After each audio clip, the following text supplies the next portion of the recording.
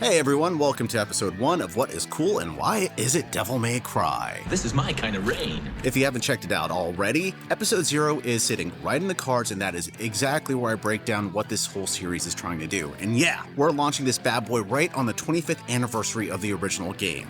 Holy shit, a quarter century old.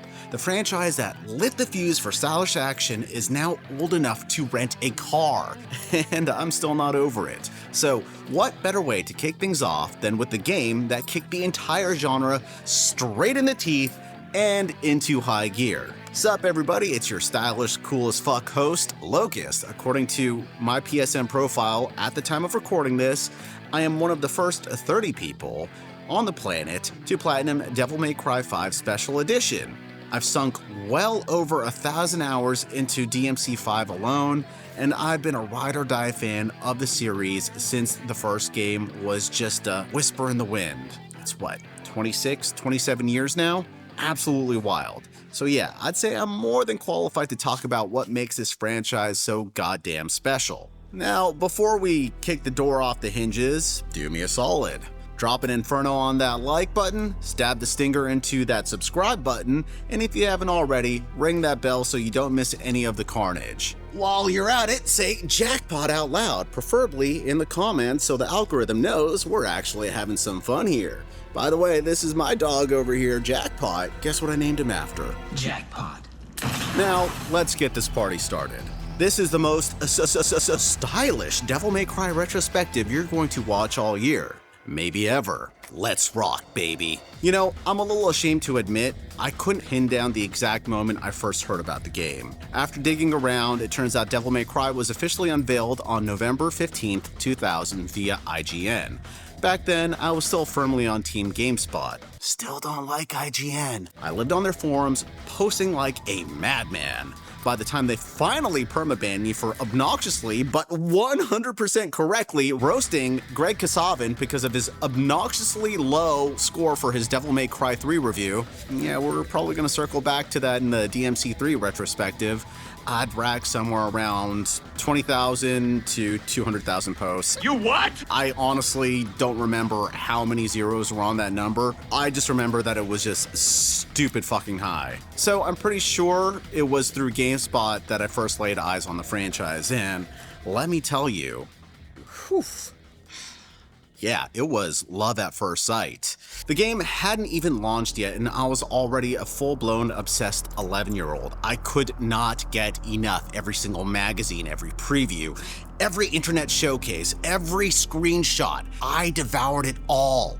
EGM, IGN, GameSpot, PSM with that sick Joe Mad cover art. If a mag even whispered the name Devil May Cry, I had to hunt it down. I had to play it. I had to own it. It had to be mine. I hadn't even touched the game yet, and I already knew I wanted to be Dante. While most kids my age wanted to grow up to be Batman, I wanted to be the son of Sparta, and honestly, I still do, quite badly. As soon as pre-orders opened, I dragged my ass to the mall, back when KB Toys was still alive and kicking, and marched straight into Electronics Boutique like I frickin' owned the place. The employees already knew me as a kid who would camp out on the floor with his little brother, flipping through strategy guides for hours. I slammed the entire deposit right there on the counter. No hesitation. This was happening. They took one look at the absolute fire burning in my eyes and didn't even blink. For a scrawny 11-year-old trying to drop cash on an M-rated game, most stores would have at least hesitated or called the manager. Not these guys. No questions, no side eye, no bullshit. They just rang that bitch up. Around the same time, I started a new middle school. One of the requirements was a mandatory EOE program, environmental outdoor education. My parents picked the dates for me, and of course with my luck, they landed exactly on the release day of Devil May Cry. And I'm not gonna lie, I was absolutely devastated. I fought like hell to get out of it, begged, bargained, threw every argument I had at my dad, but he was a strict man, and in that household, his word was final. This was a completely different era. Remember, pre-9/11, pre-smartphones, when video games were still seen as a waste of time, especially by immigrant parents who just wanted their kid laser focused on sports and academics. They didn't understand what this game meant to me. Hell, they didn't even understand video games at all. So, the day of the EOE trip finally arrived. As a scrawny kid with a little bit of Arab blood, starting a brand new middle school, I wasn't exactly brimming with confidence about making friends. I had a couple at that point, but none I'd hung out with outside of school yet. One of them was just as hyped for Devil May Cry as I was. We're still best friends till this day, so massive shout out to Kabubi. He was heading to the same location, so he was on the bus with me. The whole ride, I was yapping his ear off about how insane Devil May Cry was going to be. As for my EOE group, I was pretty much the only gamer in the entire squad. While we were backpacking through the Sierras, where most kids were talking about normie shit like unrequited affection towards girls, the only thing anyone really knew me for was the one kid who could not shut up about a video game that was not even out yet. It's kind of hilarious to think about it now. A bunch of non-gamers who probably thought video games were just Super Mario 64 and Crash Bandicoot ended up hearing all about this game called Devil May Cry just because this one hyper-fixated little gremlin could not stop yapping about it while everyone else was just trying to enjoy nature. Then the moment finally came. The bus dropped us back at the middle school, and I immediately told my parents to just drop me off at the mall. They were not about to stand between me and my date with Destiny any longer. I marched up to the electronics boutique counter like a true gamer, probably smelling like I hadn't seen a shower in a week, because I hadn't. And there it was, the case, the disc, mine at last. This was delayed gratification at its absolute finest. And looking back, that whole experience feels like the perfect little microcosm of my entire relationship with the series. I didn't start making content for Devil May Cry until way later. Partly because of ego, partly because that's just how life works sometimes. But hey, in the spirit of the game itself, sometimes you gotta show up fashionably late. Or should I say, stylishly late. Poor console had no idea it was about to work non-paid overtime during the weekends, being that that was the only sacred window my parents allowed for gaming. Standards back then were a lot looser, my standards especially. By this point, I was already deep into John Woo's Hard Boiled and had been stealing my parents' credit card for over a year to bootleg Berserk DVDs and bootleg Flame of Recca VHS off eBay like a tiny criminal mastermind. So when Trish smashed through Dante's wall on a motorcycle and he just casually hit her with the "Whoa, slow down, babe," man. See, that was the thing. Devil May Cry was not trying to be realistic. It was not trying to be believable. It didn't give a single fuck if it made any sense. It ran entirely on the rule of cool it set for itself, and like a moth to the inferno, 11-year-old me was completely and utterly powerless against it. This is when I realized that my anticipation, my expectations, my hype, my adoration, my excitement for the game, it wasn't only being matched, it was over-delivering. The style rank meter on my elation was at stylish. Suddenly, all those months of magazine previews were not a promise anymore. The game was real. I booted it up and rushed straight into that castle on Mallet Island, fully aware that my life was changing in real time. Slashing through puppets, pumping them full of infinite lead from my two new best friends, Ebony and Ivory. Oh my god. It was absolute magic. The very first video I ever saw of the game was Dante taunting Phantom, and looking back, the actual dialogue makes zero sense. What a big surprise. I hope for your sake you got something inside that big body of yours.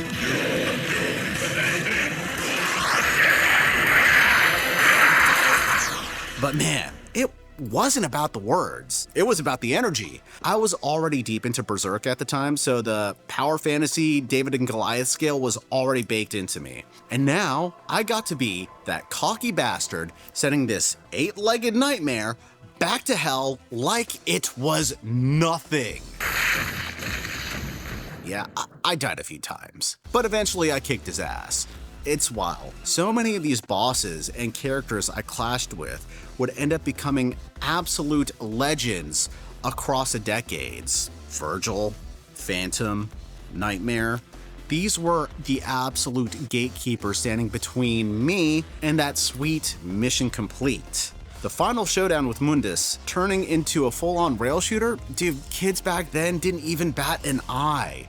We just rolled with it. The only real complaint my friends and I ever had were those annoying underwater sections. That was about it. It really was a more innocent time. We weren't out here nitpicking every design choice. We just got to enjoy the damn thing without life experience constantly whispering that we should be more critical. And honestly, what a blessing that was. I still remember going over to my buddy, let's call him Jizzmaster Zero. Why? For a sleepover. Why? Okay, that sounds wrong, but I'm not trying to dox my friend. Unlike me, he was allowed to play during the week. He spent the whole night and morning after just shamelessly flexing on me. Stop it. Showing off his fresh Ifrit moves and Devil Sword Sparta while I was still grinding to unlock them. He was so hyped back then, and now in 2026, he's one of the most brutally critical people I know when it comes to this franchise. The irony is goddamn hilarious to me. Now looking back, this game wasn't just the start of my action game obsession, it was quietly shaping my entire aesthetic, lifestyle, and identity for decades to come. The music was straight up of the moment and it ruled. Dark industrial techno laced with rock and gothic edges, occasionally dripping into that new wavy shimmer. You gotta keep in mind, this was peak alternative culture, man. It was this wild era where nerd culture was shamelessly latching onto the coolest alternative rock stars around to make everything feel more dangerous, more stylish. You could feel this whole culture of cool being cultivated in America at the time, and Capcom, a Japanese developer based in Osaka, was paying very close attention. They went all in. Devil May Cry was fully voiced in English with Japanese subtitles only. No Japanese dub at launch. They wanted that Western swagger baked into the DNA, and I think that's what made Devil May Cry so goddamn cool. It was a Japanese take on the peak of Western culture that really kicked off during The Matrix. You know, I've got this one crystal clear memory from a few years later. I just smoked some of the devil's lettuce with the crew, and when everyone split up, most of the guys were linking up with some girls, and me, I just wanted to go home. You see, the thing is, at this point, I had found a new religion, and it was already loaded on my PS2. Dante was calling, and the only girls I really needed were Ebony and Ivory. That's how deep this shit got. So I think this is the perfect spot to pivot from my rose-tinted childhood memories into the cold, hard history of how the series actually came to be. Buckle up, now you're getting hit with the analytical side of my brain. Back in the spring of 2025, the Devil May Cry fandom got hit with our own personal 9/11, Adi Shankar's Devil May Cry Netflix series. Now, I don't want to give that turd any more attention than it deserves. If you're curious about what I thought about this series, the full review for the first 2 seasons is linked in the cards. But real talk, even the announcement trailer alone absolutely devastated me. This is a franchise that helped forge huge chunks of my identity. Its whole ethos carried me through some legitimately dark times in life. So watching it get turned into this hollow, soulless shell of everything the series actually stood for, yeah, that one actually hurt in ways I would not wish on anybody. No warning, just pure soul-crushing betrayal. Fucking Judas. In fact, the show was not the only, but one of the massive catalysts for my ego degradation. Sometimes it takes getting absolutely bodied by something you love to finally start letting go of the parts of yourself that needed to die anyways. Caring about things really does hurt sometimes, doesn't it? In a lot of ways, for many reasons from 2023 through the spring of 2026, I went through a massive loss of identity. Everything that used to feel solid just crumbled. But then one day it clicked. Maybe the only way forward was to go back to the source, to revisit the thing that helped shape so much of who I am.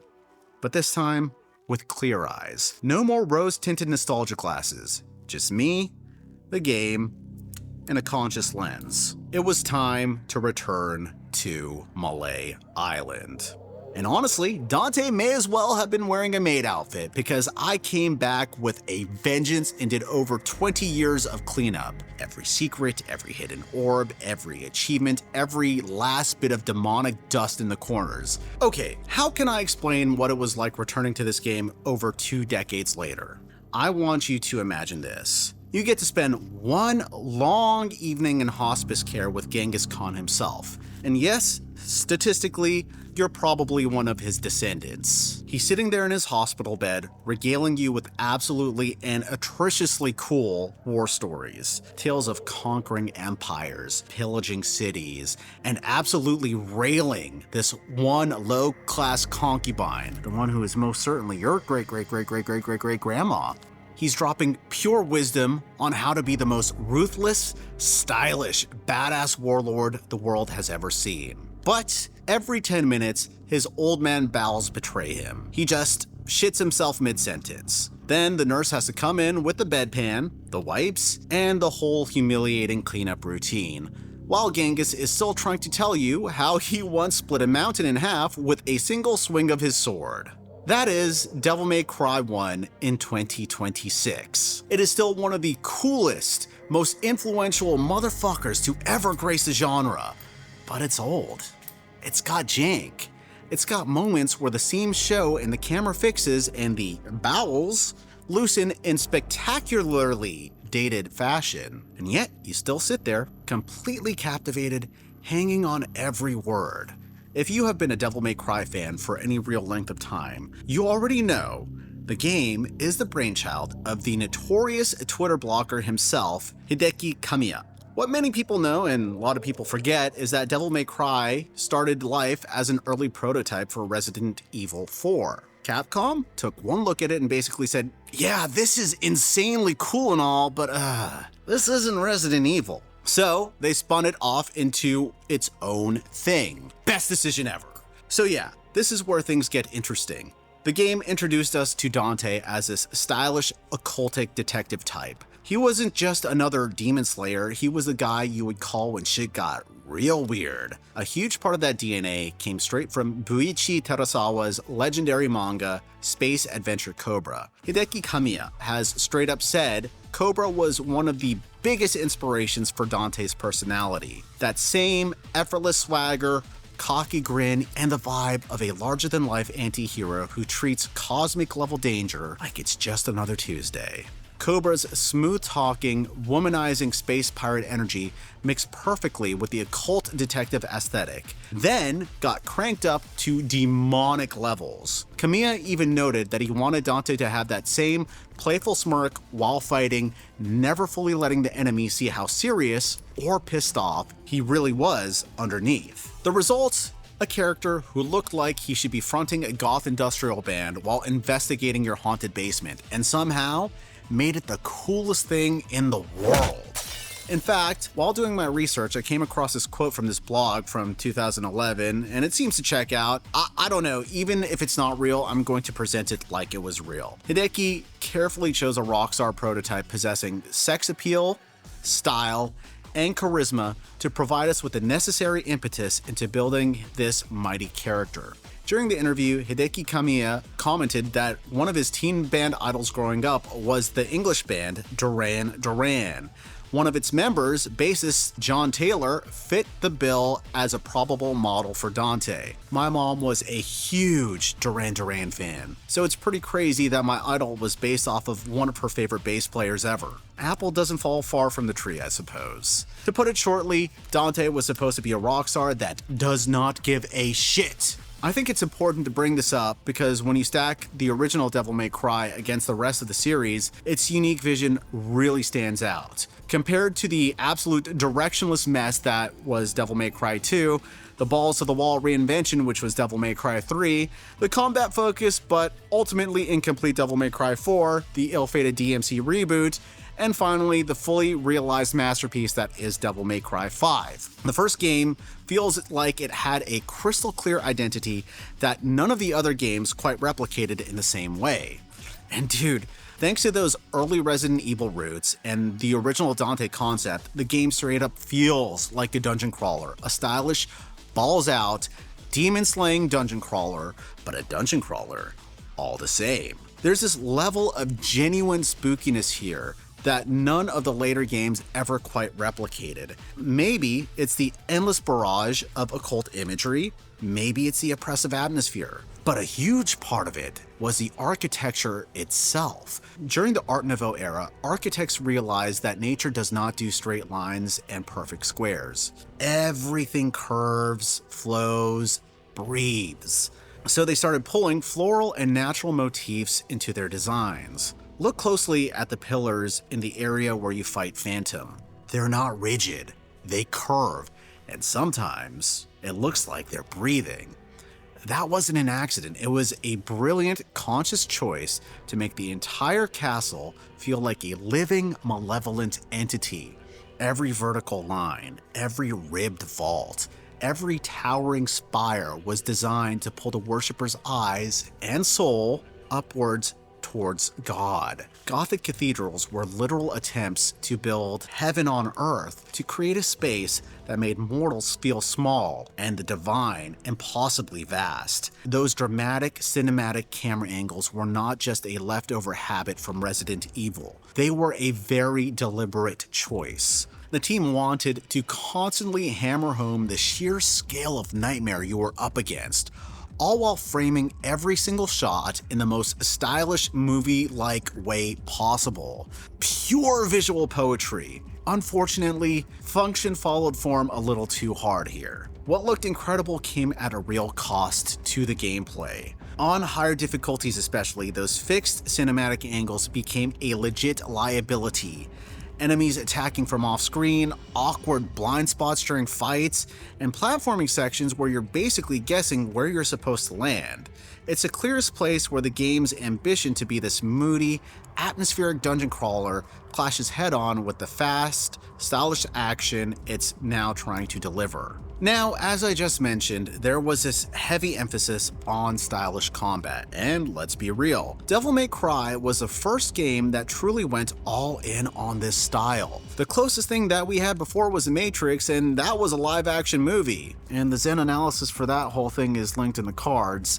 Devil May Cry did not just break new ground, it planted a holographic flag on the moon, unlike America, because the moon landing was fake, and set an absurdly high bar for what stylish hard action should feel like. It was genuinely iconoclastic, but it all wasn't just flash and flare. There was this cool little mechanic where if you approached enemies in a creative or in aggressive ways, like standing on Shadow's skewer while unloading ebony and ivory onto it, Dante would write a journal entry about that particular demon. It painted him as this cocky but scholarly demon slayer, always studying his prey, taking notes mid-chaos like a supernatural field researcher. I mean, you do get a little bit of that during this cutscene in Devil May Cry 5 that kind of gives you an intimation of this facet of his character, but the best part is that all of those entries you collected served a function which actually helped you in combat. Some of the enemies were straight up punishing unless you learned their specific weaknesses. The game rewarded you for being curious, creative, and stylish. It wasn't just look cool and win, it was look cool, learn their secrets, then look even cooler when you send them back to hell. Now, coming at this from someone who's put serious hours into the later entries, I will be honest. The combat in the original Devil May Cry was pretty confusing to adjust to at first. It's nowhere as fluid or responsive as Devil May Cry 3, 4, 5, the reboot, or even 2 for that matter. But oddly enough, it's still a ton of fun. You've got a handful of weapons, but honestly, only the 2 melee options had real staying power: Alistair and Ifrit. The controller layout basically admits this. Those are the only 2 that you can switch between on the fly without pausing to open up the menu. Everything else, Force Edge, eventually Devil Sword Sparta, felt like novelty tools you pulled out for specific situations or just to goof around with. The game wanted those big, iconic weapon movements and flashy devil arms, even if it meant sacrificing some consistency and fluidity. The guns are one of those things that hit different when you go back after mastering the later entries. Man, Ebony and Ivory felt absolutely OP in this original. Those pistols could melt health bars and lock enemies down in ways the later games don't replicate, except maybe 2. In Devil May Cry 3, 4, and 5, the guns are mostly combo tools for stylish chaining and keeping enemies airborne.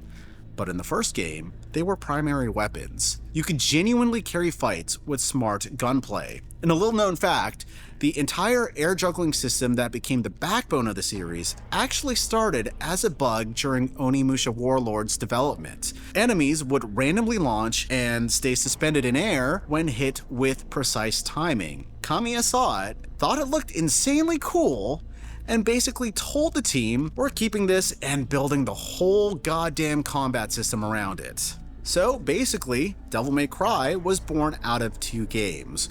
One with heavy-duty Western aesthetics, which would be Resident Evil, and one that took place in feudal Japan. I think the aesthetics in this game are starting to make a lot of sense. The more you know. Aside from Ebony and Ivory, you are mostly sticking to the grenade launcher and maybe the shotgun for the rest of the run. But I'm not gonna lie, having to pause the action, open up the menu mid-fight, and switch guns while your feet were glued to the ground felt awful.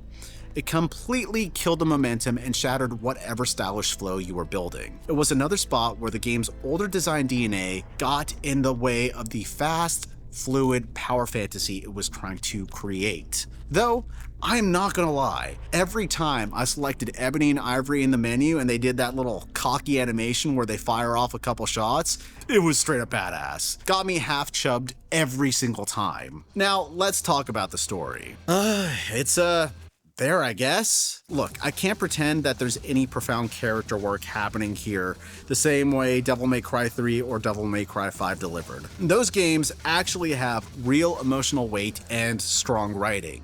This one, not so much. Dante is a full-blown, unapologetic cheeseball, and honestly, that is a very good thing. I think the cheese is part of why Dante worked so well for me as a kid. See, when you're 11 years old, the world feels enormous. School feels like life or death. Every embarrassment feels permanent. Every problem feels bigger than it really is. Then, Devil May Cry comes along and hands you this guy who treats literal demons the same way most people treat an annoying telemarketer calling during dinner.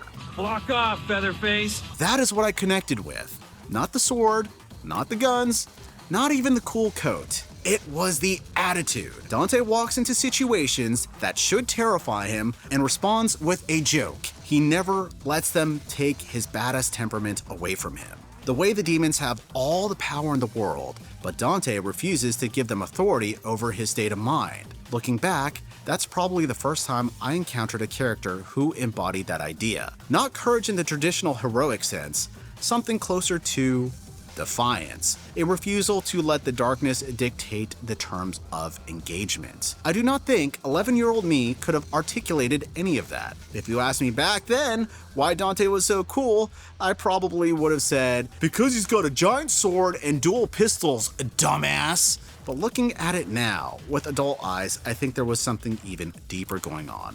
Dante wasn't cool because he was stronger than the monsters.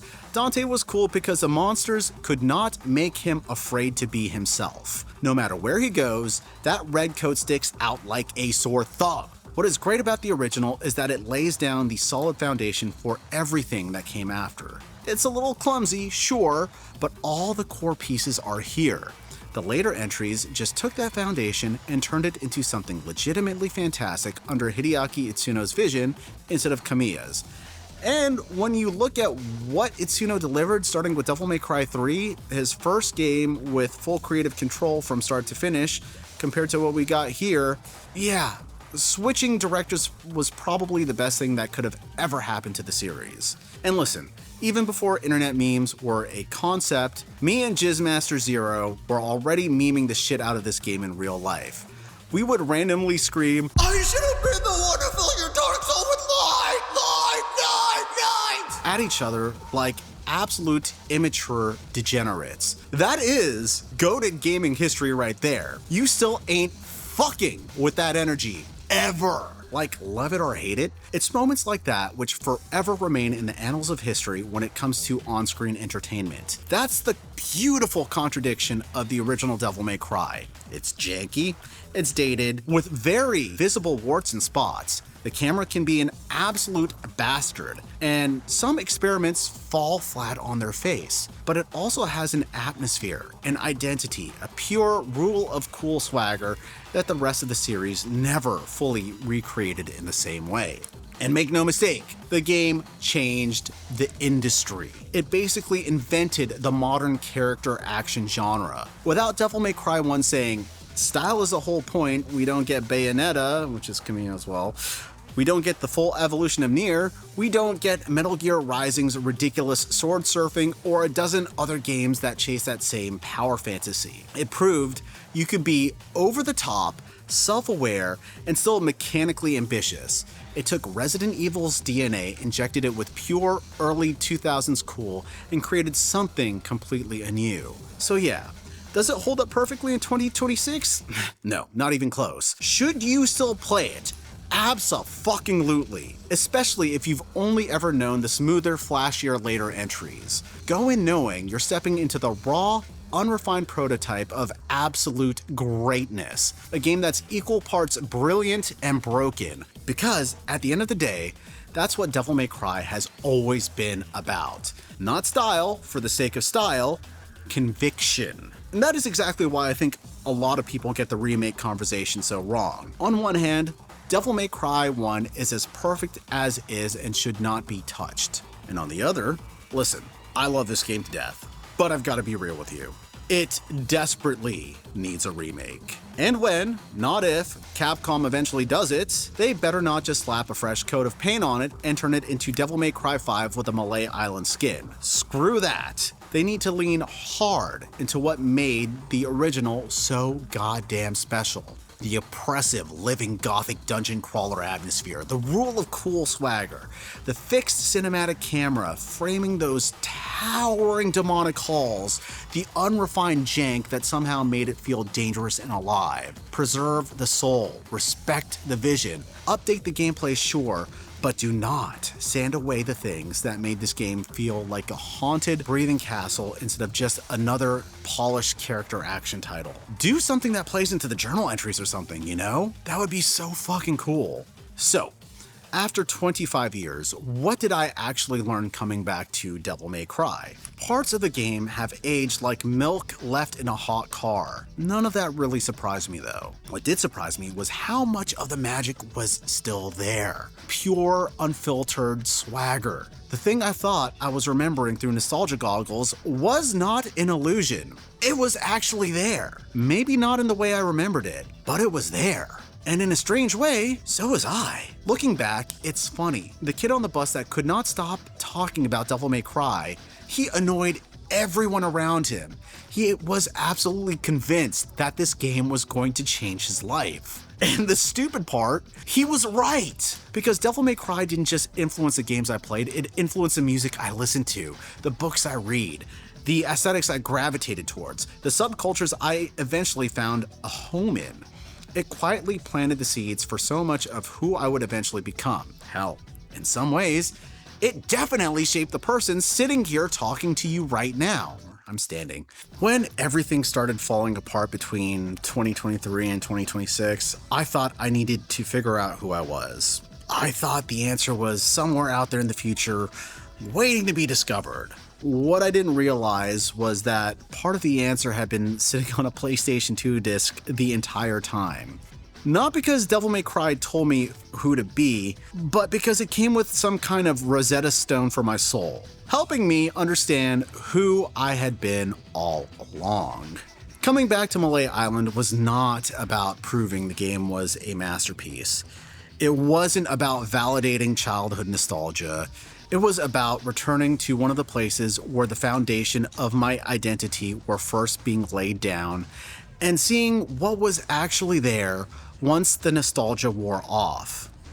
And that's where I think I finally found my answer to the question I will be asking throughout this series. What is cool? Cool is not perfection. Cool is not a trend. Cool is not desperately trying to impress people. Cool is committing so completely to a vision that every flaw becomes part of its identity. Cool is refusing to apologize for what you are, warts and all. 25 years later, Devil May Cry is still one of the coolest games ever made because it knows exactly what it is. The game never, ever second guesses itself. It never, ever asks for permission. And it never, ever, ever, ever stops being Devil May Cry. That is why it endured. That's why people are still talking about it a quarter century later. And that is why, after all these years, in some sort of twisted way, Mallet Island still feels a little bit like home. I'm Locust, and next time we are going to talk about one of the most spectacular train wrecks in gaming history, Devil May Cry 2, a game so bad it almost killed one of the greatest franchises ever before it had the chance to become a legend. May God have mercy on our souls. If you haven't already, hit that like, that sub, ring that bell for notifications, and I'll catch y'all hoes in the next vid. Sweet dreams.